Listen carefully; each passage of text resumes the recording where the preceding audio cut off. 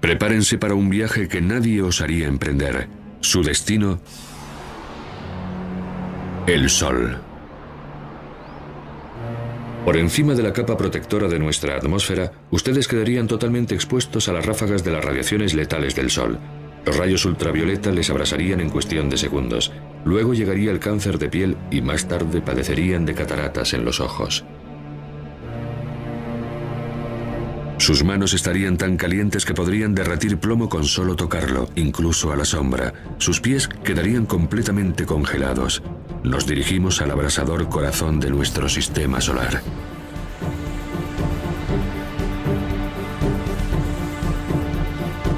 En este lugar, fuerzas invisibles hacen aparecer como por arte de magia aros de fuego tan grandes que podrían engullir la Tierra. Donde las erupciones solares jalonan el cielo con explosiones de energía salvaje. Si colocáramos el planeta Tierra junto a una de ellas, se vaporizaría en cuestión de segundos. Estos haces de hidrógeno caliente tienen cierta similitud con la hierba que crece en el campo. Esta pradera roja resulta invisible para los hombres desde la Tierra porque el brillante resplandor que subyace bajo esta capa nos deslumbra. En este lugar, surtidores de calor suben y bajan sin cesar. Cada uno de ellos tiene el tamaño de Texas y una profundidad de 1.600 kilómetros aproximadamente.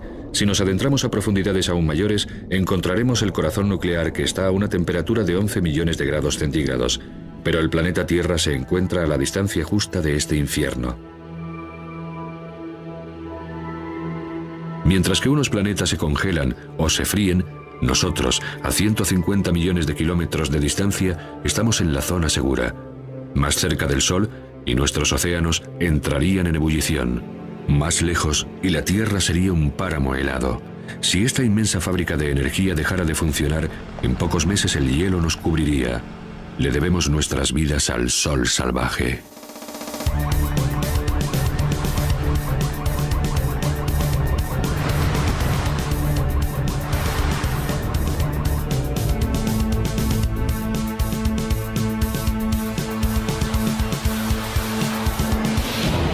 El indomable Sol. El Sol sustenta la vida sobre la Tierra. Su calor guía nuestro clima, arrebatando el agua a los mares y transportándola sobre los continentes. La lluvia y la nieve hacen de la Tierra un lugar adecuado para la vida. Pero nuestro Sol no es tan solo calor, es también luz. El milagro de las plantas es su capacidad de utilizar la luz del Sol para crecer. Durante su proceso de crecimiento dan lugar a otro milagro. A través de la fotosíntesis, las plantas convierten el agua y el dióxido de carbono en carbohidratos, que desprenden oxígeno. Al igual que las plantas, los animales también recolectan la energía del Sol. Hubo un tiempo en el que el calor del cuerpo de los animales fue luz solar. Sin ese calor, ciertas criaturas como los cocodrilos no tendrían la energía necesaria para digerir los alimentos. Una cámara de imágenes térmicas muestra estos puntos específicos. Las pequeñas jivas que presentan los caimanes en el dorso han evolucionado para poder absorber la luz del Sol. A través de la piel recogen el calor que posteriormente pasa a la corriente sanguínea. Si el estómago del reptil o cocodrilo estuviera frío, la comida se pudriría. A nosotros también nos gusta tumbarnos al Sol, y cuando lo hacemos, nos llevamos con nosotros algo más que un bronceado. Nuestra piel comienza fabricando los ingredientes que componen las vitaminas que necesitamos para sobrevivir, y para ello utiliza reacciones químicas desencadenadas por la energía que hay en la luz solar. Le debemos nuestra vida a esta colosal central de energía. El combustible que utiliza es el elemento químico más sencillo del universo, el hidrógeno. Ese gas más ligero que el aire que tiempo atrás elevó los dirigibles hasta el cielo. 1937. 70 toneladas de hidrógeno hicieron volar al Hindenburg sobre Nueva Jersey. Pero de repente saltó una chispa.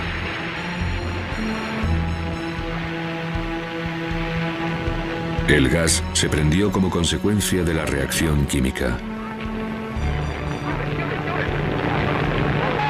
Pero el mismo hidrógeno, fusionado en una reacción nuclear como las que tienen lugar en el Sol, hubiera arrasado Nueva York.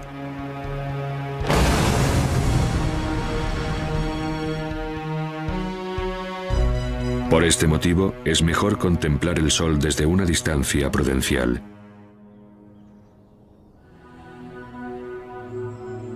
Big Bear Mountain Lake es un lugar donde el aire tranquilo y frío permanece inmutable a causa de la cálida neblina. El telescopio del observatorio Big Bear puede filtrar el resplandor del Sol. Muda su tono hacia un específico color de luz y de repente aparece ante nosotros un nuevo Sol.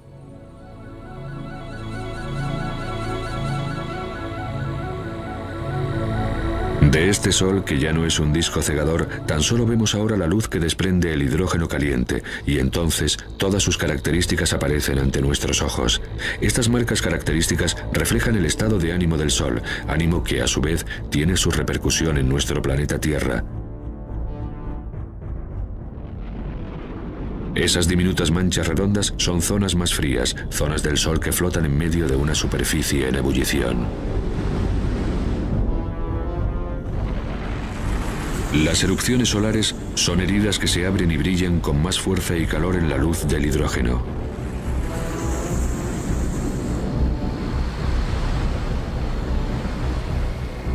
Estos puntos son algunos de los lugares más luminosos.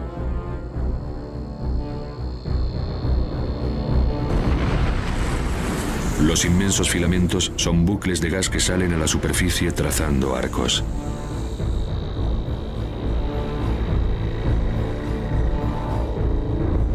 Vistos de frente son líneas oscuras que serpentean sobre la superficie del Sol.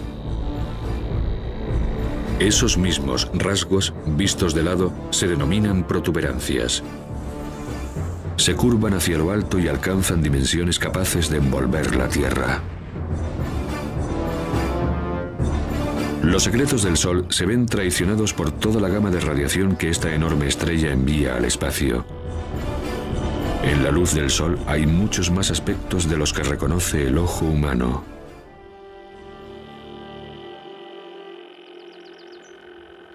Gracias a Internet ya no es necesario un telescopio para estudiar el Sol.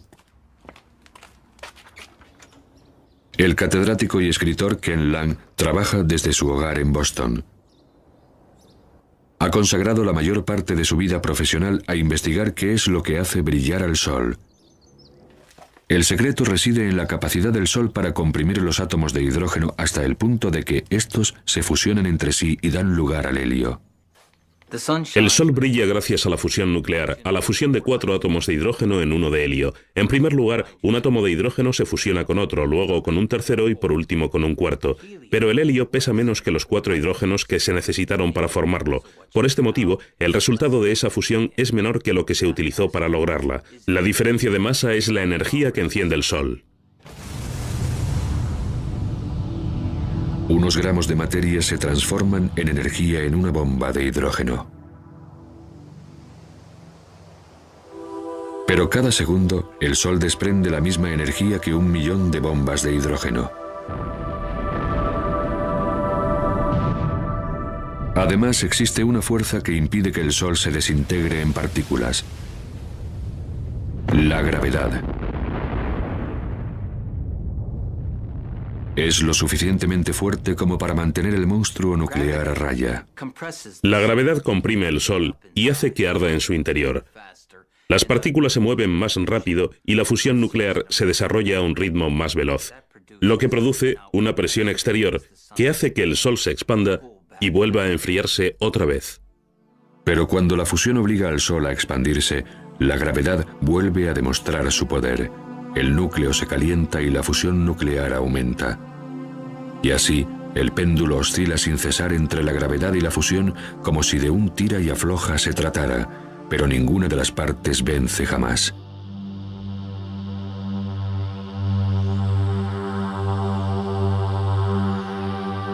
Todo comenzó hace miles de millones de años, cuando la gravedad atrajo una nube de materia cósmica.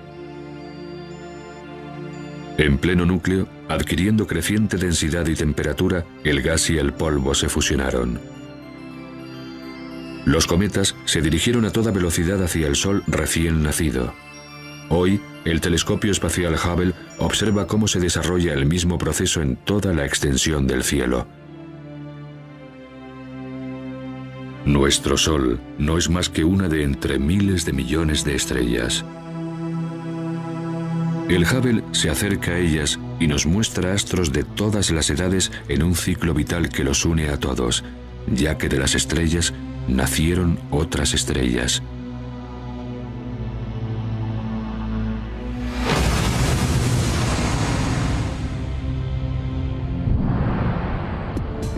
Cuando una estrella de gran tamaño explota, deja todo el espacio sembrado de sus ascuas. Su mortaja se une a los restos de otras innumerables explosiones. Estas cenizas se convertirán en semillas que darán origen a nuevas estrellas. La nebulosa El Águila es una encrucijada de creación, nubes colosales de estrellas que murieron hace tiempo. En su interior, estrellas, planetas e incluso vida, todos flotan en la antesala de un nacimiento. Pero en el gas y en el polvo que constituyen la nebulosa Orión, la gravedad ya ha atraído los restos y ha prendido los fuegos celestiales. Nuevas estrellas con miles de millones de años por delante para brillar. De la historia universal de las estrellas, volvemos a nuestro Sol. Lo que vemos en el Sol depende de la forma en que lo miremos.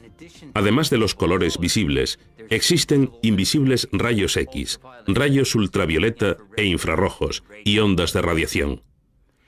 Las partes más interesantes del Sol se encuentran en longitudes de onda invisibles y nos ofrecen una nueva perspectiva. Como cuando sintonizamos un televisor que acabamos de comprar, cada nueva longitud de onda nos proporciona una imagen diferente. Puesto que la atmósfera absorbe la mayor parte de esta radiación invisible, para verla enviamos ahí arriba los satélites. 5, 4, 3, 2, 1... Cabo Cañaveral, diciembre de 1995. Y el vehículo habla. El satélite SOHO se encuentra en una posición muy especial en el espacio, a más de 1 millón de kilómetros de distancia, donde la atracción gravitatoria de la Tierra es tan fuerte como la del Sol. Este puesto de observación del Sol, que funciona gracias a la energía solar, queda equilibrado entre las dos fuerzas gravitatorias. Este es el Goddard Space Flight Center de la NASA. Aquí los científicos estudian las imágenes que el SOHO envió a la Tierra durante varios años. Pero en 1998, el equipo de control de la misión perdió estas imágenes cuando el SOHO se alejó del Sol y le faltó energía. Solo les quedó esperar y confiar en que la nave volviera a su posición ante el Sol. Aunque con mucha lentitud, lo hizo. Estas son fotos de la galería del SOHO. Si nuestros ojos pudieran captar la radiación ultravioleta, el Sol tendría este aspecto.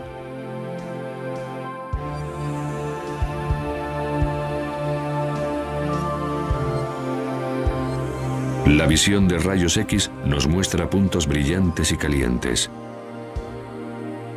Si observamos la luz que desprende el helio, vemos una aureola de turbulencias. Aquí los gases se mueven empujados por una fuerza invisible. El magnetismo es lo que da forma al Sol.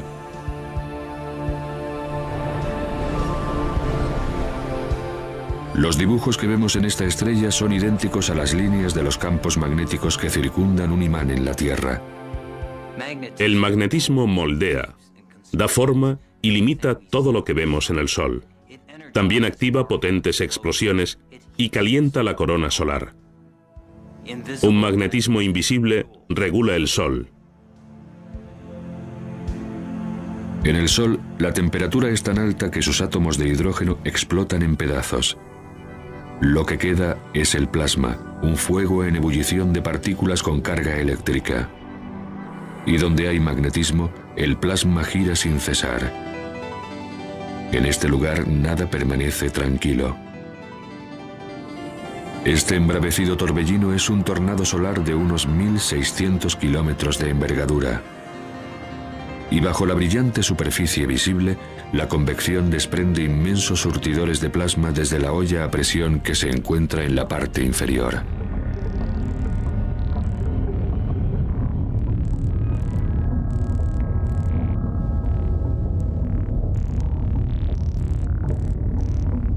En un lugar aún más profundo, el plasma caliente, esclavo del campo magnético, serpentea y forma ríos de fuego. El Sol está en constante movimiento. Los mapas demuestran que el plasma se mueve a velocidades diferentes en los distintos estratos. El rojo muestra la mayor velocidad y el azul el movimiento más lento. Las partículas eléctricas se arremolinan en la zona interna del Sol, más rápido en la zona del ecuador y a un ritmo más lento en la de los polos. Esta diferencia de movimientos da lugar al magnetismo solar. Este fenómeno se puede estudiar en el telescopio MACMAT.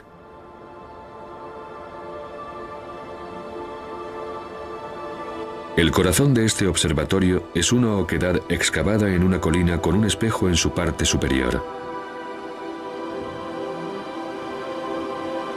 Don Jennings ha venido aquí para estudiar el magnetismo solar. Aunque nunca tendrá una influencia directa sobre la Tierra, no le detendrá.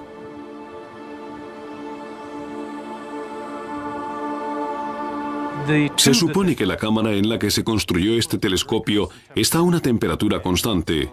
Por ello, al tenerlo en la montaña es como si estuviera en el interior de una cueva.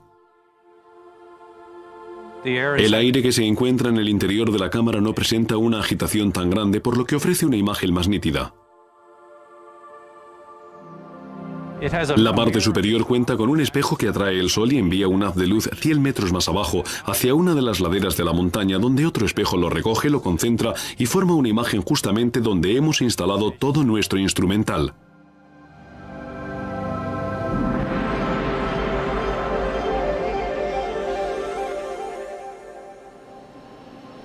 Observen esa enorme mancha solar y lo que me resulta más sorprendente es que esa mancha de ahí detrás son dos manchas al mismo tiempo.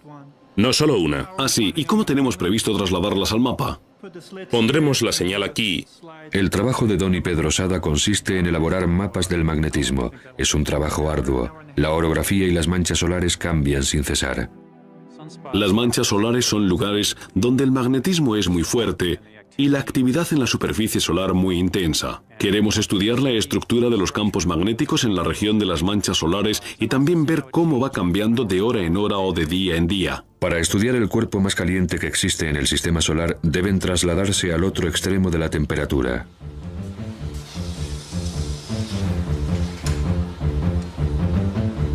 Tenemos que llenar nuestros instrumentos con helio y nitrógeno líquidos porque en su interior hay un sensor que precisa guardar justamente unos grados por encima del cero absoluto para funcionar correctamente. Lo que ven es una parte del helio que desprende y que da lugar a la formación de vapor de agua en el aire. Pero no todo es humo y espejos.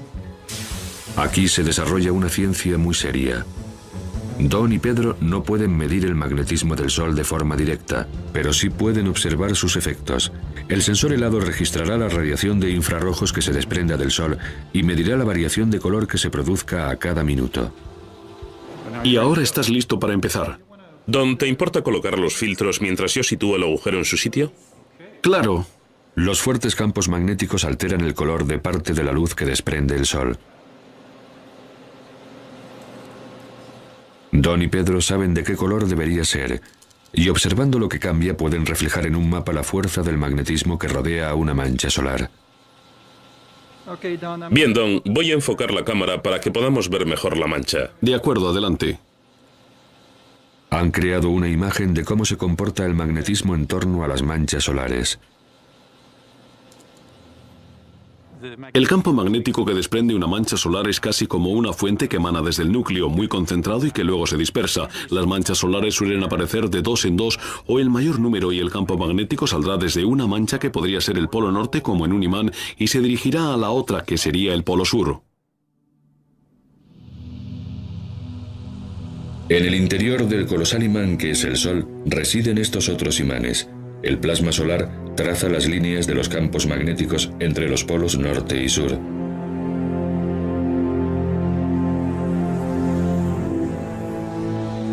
Cuando aumenta la actividad en el Sol, el magnetismo se hace más complejo. Entonces, la superficie se transforma en una alfombra de desorden magnético que provoca incluso el estallido de más manchas solares. Las manchas solares parecen más oscuras porque en ellas la temperatura es inferior a la del resto del Sol. Las manchas se forman ahí donde el magnetismo es más fuerte. El campo de fuerza invisible desvía su creciente temperatura y las enfría.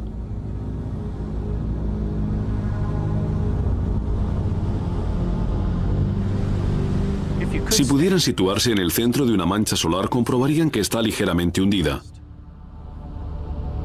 que tiene una forma similar a la de un plato.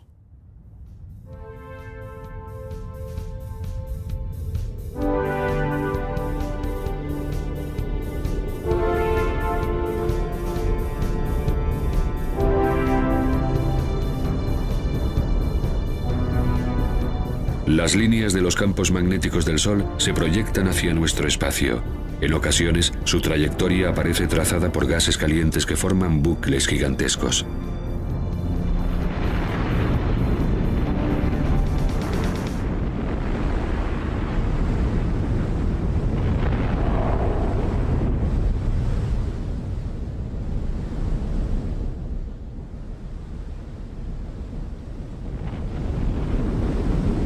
Estos son protuberancias. Las líneas de fuerza actúan como hilos invisibles que tiran del plasma hacia arriba. Pueden permanecer suspendidas sobre la superficie del Sol durante varias semanas. Si pudieran colocarse cerca de una protuberancia, verían millones de ellas, quizás un bucle de este material flotando a lo largo del campo magnético. No verían el campo magnético y sí el material brillante. Los bucles de gas adquieren dimensiones tales que podrían llegar desde la Tierra hasta la Luna. Cuando las líneas de los campos magnéticos forman una protuberancia, están siguiendo un trazado idéntico al que se ve alrededor de un imán, siguen el mismo modelo. A menudo comienzan como pequeños bucles y luego van creciendo, y puede suceder que durante un cierto tiempo cesen su actividad, entonces el material queda flotando en el espacio.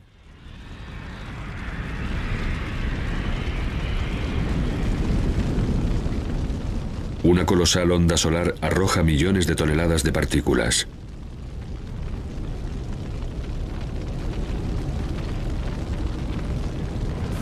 Puede parecer que está ralentizándose, pero este plasma se mueve a una velocidad tan grande que podría atravesar los Estados Unidos en menos de un minuto.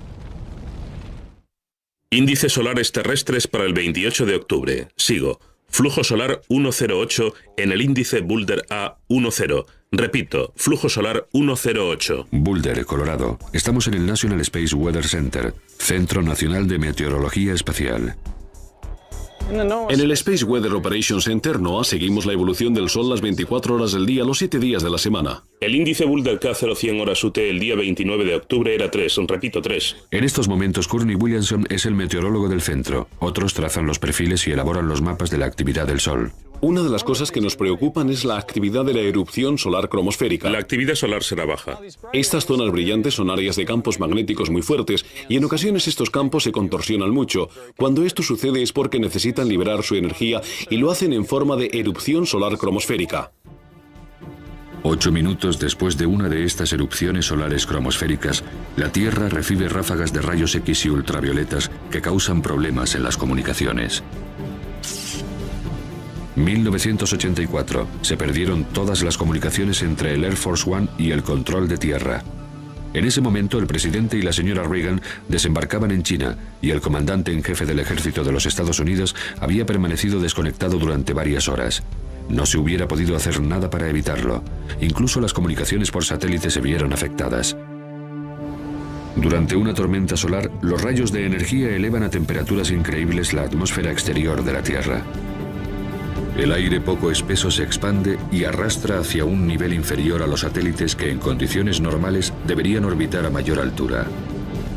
Pero las erupciones solares cromosféricas no son el único resultado. Las protuberancias pueden aparecer como brillantes bucles en el borde solar. Pero si las miramos de frente, adquieren el aspecto de finas vetas negras. Entonces reciben un nombre distinto: filamentos. Esas líneas oscuras se denominan filamentos. Se encuentran en una zona muy elevada de la atmósfera solar y en ocasiones proceden de erupciones solares. Cuando surgen se trasladan gracias al viento solar y se propagan hacia la Tierra. El viento solar es una corriente cargada de partículas procedentes del Sol.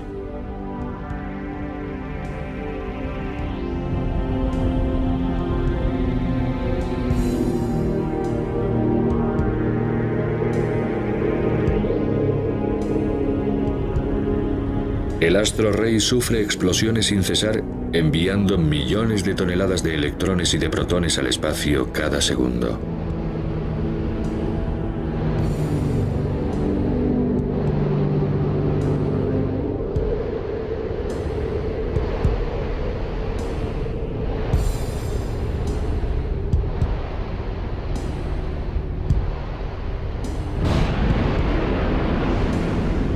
La primera pista de la existencia de este viento nos la proporcionaron hace décadas los cometas.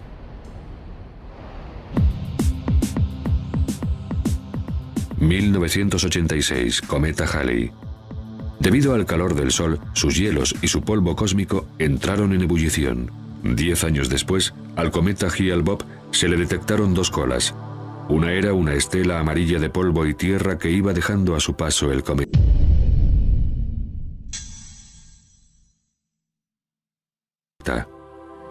La otra, de un tono azul eléctrico, un gas resplandeciente cargado de partículas, y al igual que una manga que mide la intensidad del viento, flotaba en dirección del viento solar. Su cola siempre apunta al lugar más distanciado del Sol. Pero no necesitamos a los cometas para ver el viento solar en el espacio. Hay formas mejores. Los satélites pueblan las pantallas del National Space Weather Center. Esta es la densidad del viento solar, su velocidad y su campo magnético. Ellos muestran a Joe Kunches exactamente cómo sopla el viento solar. En estos momentos la velocidad supera el 1.000.000 de kilómetros por hora. Si se duplicara, estaríamos ante unas condiciones que sabemos tienen relación con la actividad de tormentas geomagnéticas en la Tierra. SOHO puede captar la tormenta en el horizonte. Con un disco en el centro para velar el resplandor del Sol, registra las partículas que emite el astro rey.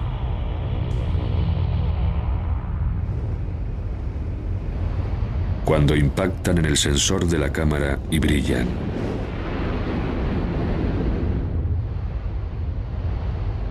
Esta sucesión de ráfagas de partículas eléctricas golpeará sin cesar el campo magnético de la Tierra.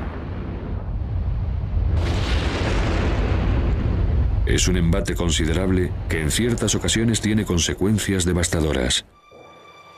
La imagen de este ordenador muestra el campo magnético de la Tierra sacudido en 1997 por los impactos de gigantescas ráfagas de viento.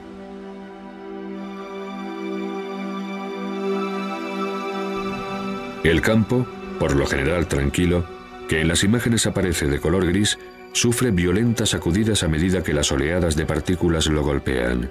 Estas ráfagas podrían acabar con nuestros sistemas de suministro eléctrico. El salvajemente cambiante campo magnético actúa como una dinamo y genera electricidad adicional en los cables. Pueden ocurrir dos cosas, que los circuitos se activen o que se caigan. Quebec, 1989. Esta mañana en Quebec, 6 millones de personas despertaron incrédulas envueltas en la oscuridad. Los empleados de Hydro-Québec no están seguros, pero opinan que el sol fue el causante del apagón.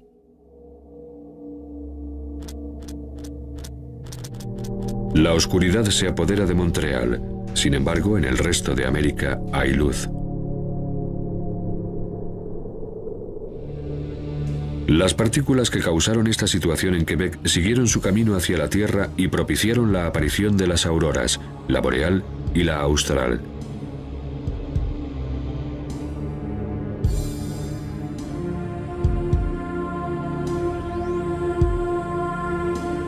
Los electrones caen en cascada a toda velocidad hasta las líneas del campo magnético de la Tierra.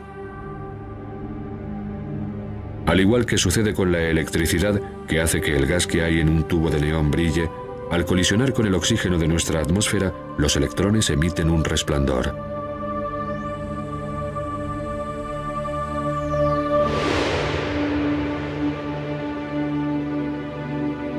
La cantidad de energía que puede desprender el Sol es extraordinaria. Si de algún modo pudiéramos reunir y almacenar toda la energía que llega a la Tierra en un solo día, tendríamos reservas suficientes como para satisfacer las necesidades de todo el mundo durante 30 años, si tan solo pudiéramos recoger toda esa energía. Pero cuando se trata de producir energía solar, Dave Reeve sabe que hay que pensar a lo grande. Barstow, California. Nos encontramos en la mayor central de energía solar del mundo. Dave tiene más de 3 millones de metros cuadrados de reflectores. Como media, aquí producimos energía suficiente como para abastecer a unos 50.000 hogares. En este inmenso campo de California, y a pesar de no haber realizado siembra alguna, Dave siempre consigue una buena cosecha. Recogemos la energía solar concentrándola con esos reflectores que tienen forma de antena parabólica en un tubo central donde tenemos un fluido que se calienta mucho y la transporta en forma de calor a intercambiadores de calor, donde se transforma en vapor. El fluido que hay dentro del tubo es aceite friéndose que arde al calor del sol. Más caliente que el plomo fundido, cada metro cuadrado del reflector reúne la energía suficiente para hacer funcionar 5 televisores.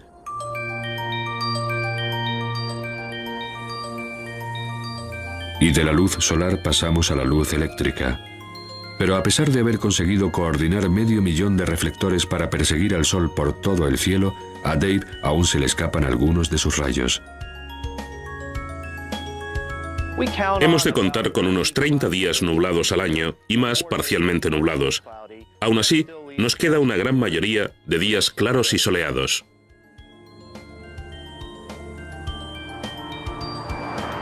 La energía solar nunca podrá producir toda nuestra electricidad, pero ¿por qué intentar recoger la energía de una estrella que se encuentra a unos 149 millones de kilómetros de distancia?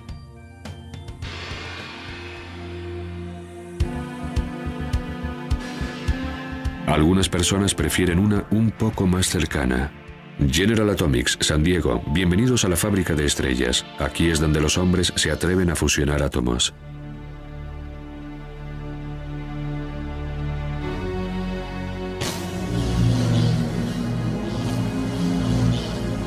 En cierto sentido somos como una fábrica de estrellas en miniatura. Producimos aquí algunas cosas muy calientes, más calientes que cualquier otro objeto sobre la faz de la Tierra. Rick Lee se dispone a entrar en la diminuta cámara en forma de donut en la que los científicos tratan de crear una estrella en la Tierra. Lleva un traje protector que le mantiene limpio. A 75 millones de grados centígrados, los elementos contaminantes podrían causar daños inimaginables. Esta fábrica de sol es el último intento de este sueño que ya dura 50 años y que pretende controlar la fusión nuclear para sacar provecho de ella. Es un monstruo de la ingeniería, y todo esto para tratar de reproducir lo que el sol hace en cada segundo de cada día. A pesar de ser un científico, para entrar en esta cámara, Rick tuvo que aprender a perfeccionar un arte. Esto es un poco estrecho. Es como una especie de parto. Me tumbo de costado y me voy empujando hasta aquí. Luego me doy la vuelta. Pongo el pie aquí y bajo por la pared. No es tan difícil. El sol comprime a los átomos por medio de la gravedad. Rick utiliza otra fuerza.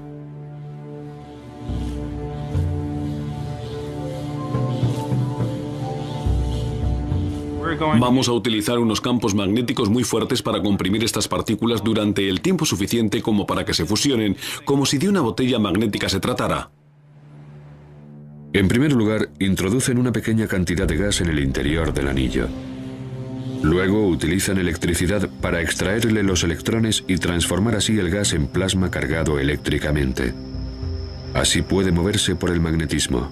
Ocupará más o menos este espacio. Luego activaremos los electroimanes del exterior que darán lugar a campos magnéticos para comprimir el calor. El plasma situado debajo hasta este tamaño y cuya parte más caliente, la más densa, podrá alcanzar aproximadamente el tamaño de mi cabeza.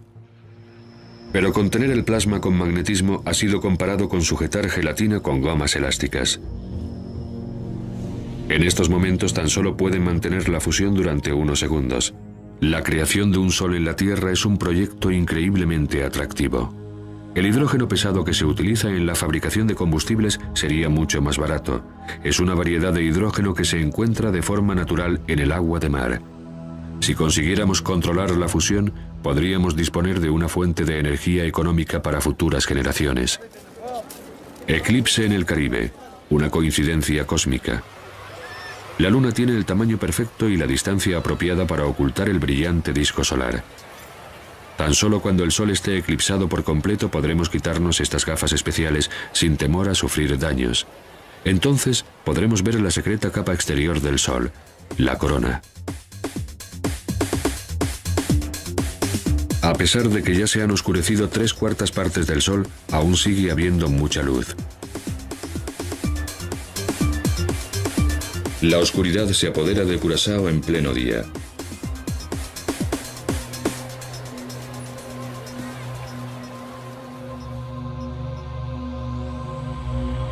La luna va devorando los últimos segmentos de sol. Ya casi lo hemos conseguido. Ahora que hemos velado el resplandeciente brillo de nuestra estrella, la corona, refulgente capa exterior del Sol, se hace visible.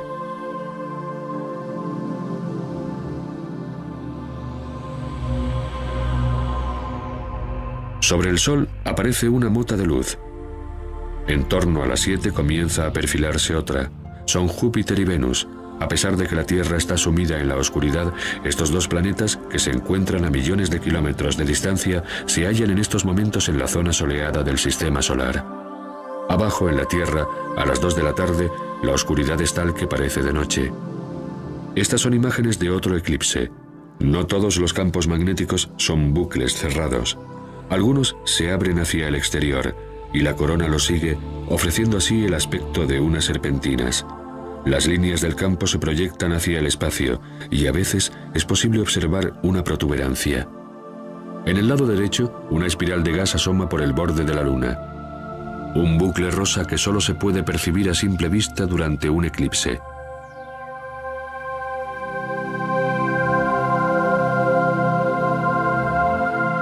Pero el eclipse del Caribe termina en unos minutos y adquiere el aspecto de un anillo de diamantes cuando los primeros rayos del Sol atraviesan los valles de la Luna.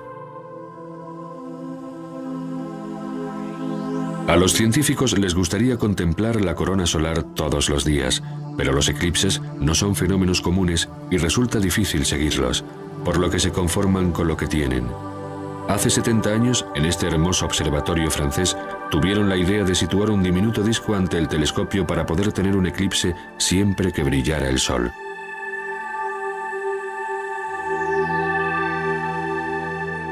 Así ven lo que ocurre en torno a los bordes del Sol. Durante 2 semanas, las protuberancias aparecen y desaparecen, y las emisiones de partículas llenan la corona y se internan en el viento solar. Esto le confiere al Sol un halo rojo. Desde el exterior de nuestra atmósfera, el satélite SOHO produce una imagen aún más nítida. Combínenla con esta otra imagen del Sol y observen cómo la actividad de la superficie expulsa partículas hacia la corona.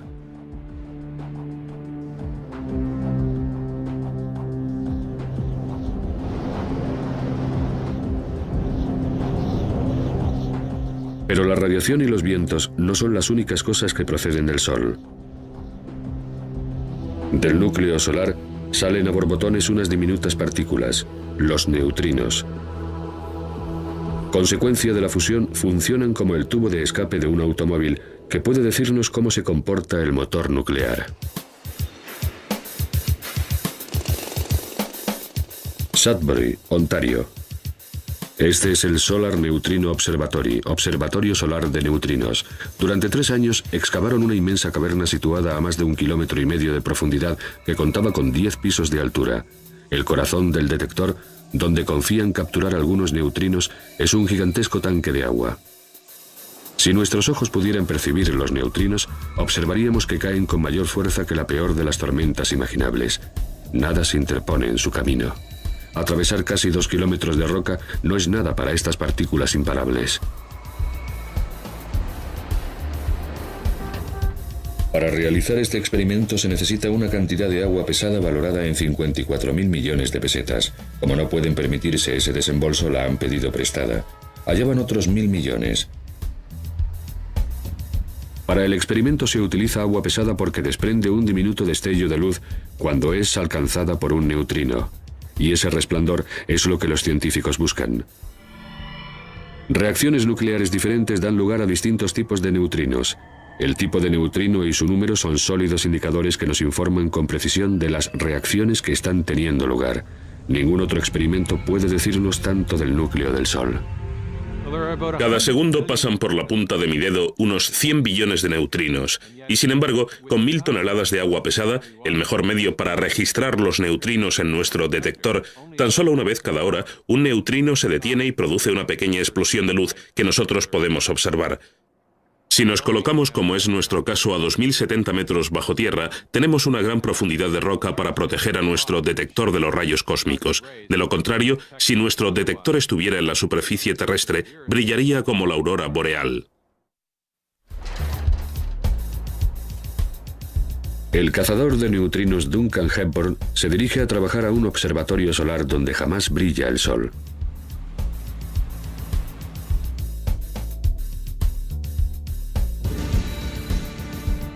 Pero además de descubrirnos los secretos del núcleo solar, este experimento también nos permitirá averiguar cosas sobre los neutrinos en sí mismos.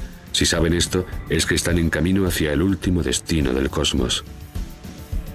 Es necesario que el Neutrino Observatory sea una máquina muy limpia. Todo en el mundo es radiactivo en cierto grado, aunque a un nivel muy bajo. Y nuestra única defensa es mantener el lugar extremadamente limpio para que no haya polvo en el detector. Este laboratorio subterráneo está más limpio que un quirófano. Duncan tiene que lavarse a fondo. Todo el que entra se da una ducha. El mecanismo para detectar un neutrino es el siguiente: procede del Sol, lo atraviesa la Tierra y entra en nuestra agua pesada. El agua pesada. Sus átomos de hidrógeno tienen un neutrón más, y precisamente ese neutrón es el objetivo. Si un neutrino impacta con él, del choque se desprenderá una partícula dotada de alta velocidad. Piensen en un juego de billar en el que de repente una bola se moviera muy rápido. Esto produce una especie de estela en forma de cono de luz azul. Entonces tenemos 10.000 sensores de luz alrededor del agua pesada, especialmente preparados para captar la luz azul y medirla.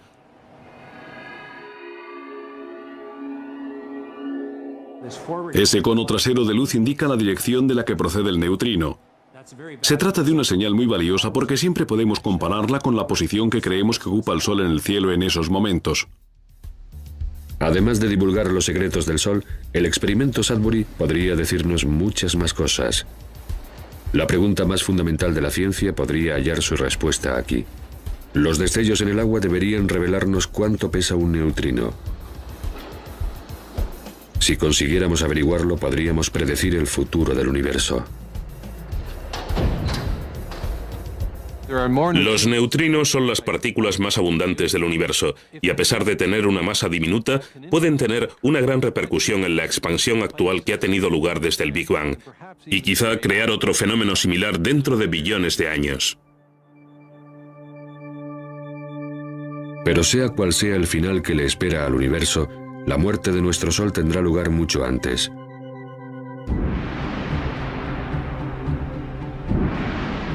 Dentro de 3 billones de años, cualquier vida terrestre estará condenada a morir abrasada. El Sol perderá su equilibrio y las escamas oscilarán con violencia entre la fusión y la gravedad. El hidrógeno restante se moverá hacia el borde solar y estallará mientras el núcleo de helio arde produciendo un resplandor mayor que el que haya conseguido jamás el hidrógeno. A medida que vaya aumentando el tamaño del Sol, los planetas más cercanos a él se consumirán y las capas de hielo de Marte se derretirán.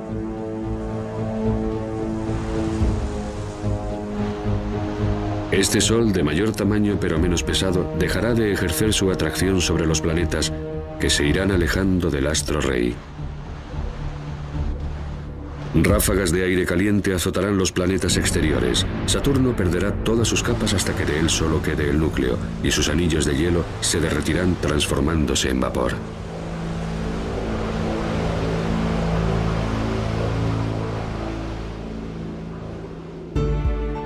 Júpiter, que una vez fuera un planeta colosal, sufrirá una lección de humildad y se verá eclipsado por su luna, Europa, en la que la lámina de hielo se ha derretido y donde los océanos comienzan a crecer.